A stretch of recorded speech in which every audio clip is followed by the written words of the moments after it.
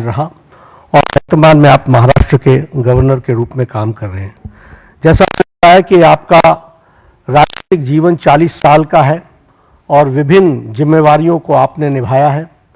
आप लोकसभा के 2 बार चुने हुए सदस्य रहे हैं और लोकसभा का आपने प्रतिनिधित्व किया है और इसके साथ साथ आप कॉयर बोर्ड जो कोची में स्थित है उसके आप चेयरमैन भी रहे हैं और कॉयर बोर्ड के चेयरमैन के रूप में आपने ऑल टाइम हाई एक्सपोर्ट्स ये आपने किया है। झारखंड के गवर्नर के रूप में आपने प्राय सभी ज़िलों का भ्रमण किया और वहाँ डिटेल में जाकर जो हमारी सोशल इंडिकेटर्स हैं उसके बारे में उन्होंने बैठक भी ली और उसमें बहुत रुचि दिखाई है।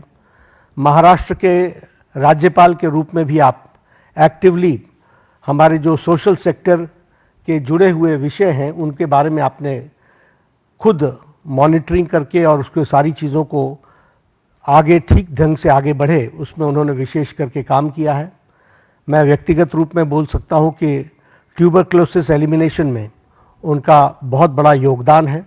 उन्होंने झारखंड में भी इसमें बहुत अच्छा काम किया था, पुडुचेरी में भी काम किया था और उन्होंने इस बारे में यहाँ महाराष्ट्र में भी बहुत अच्छा काम किया है। He is widely traveled, approximately more than 24 countries he has visited on various capacities. तो इसलिए और तमिलनाडु में ऑल अक्रॉस पार्टी लाइन उनकी एक अपनी सामाजिक जीवन की छवि है।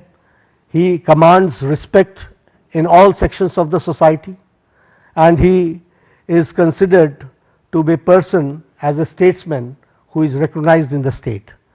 तो ऐसे हमारे प्रत्याशी हैं और हमारे सभी एनडीए के साथियों के साथ चर्चा हो गई है और प्रत्याशी के रूप में ये हमारे कैंडिडेट होंगे।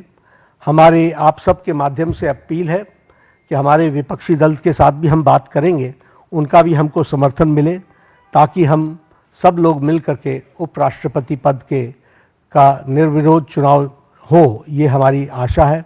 उनके साथ हमने जैसा पहले कहा कि हम संपर्क में रहे हैं, हमने उनको पहले भी संपर्क किया है हमारे वरिष्ठ नेताओं ने और अभी भी हम उनके साथ संपर्क में रहेंगे और हमारे एनडीए के सभी साथियों ने समर्थन दिया है। तो पुनः सीपी राधाकृष्णन जी हमारे एनडीए के उपराष्ट्रपति वाइस प्रेसिडेंट के कैंडिडेट हैं। आप सब के माध्यम से सभी हमारे सांसदों से अपील है कि उनका समर्थन सीपी राधाकृष्णन जी को मिले। आप सभी साथियों का बहुत बहुत धन्यवाद।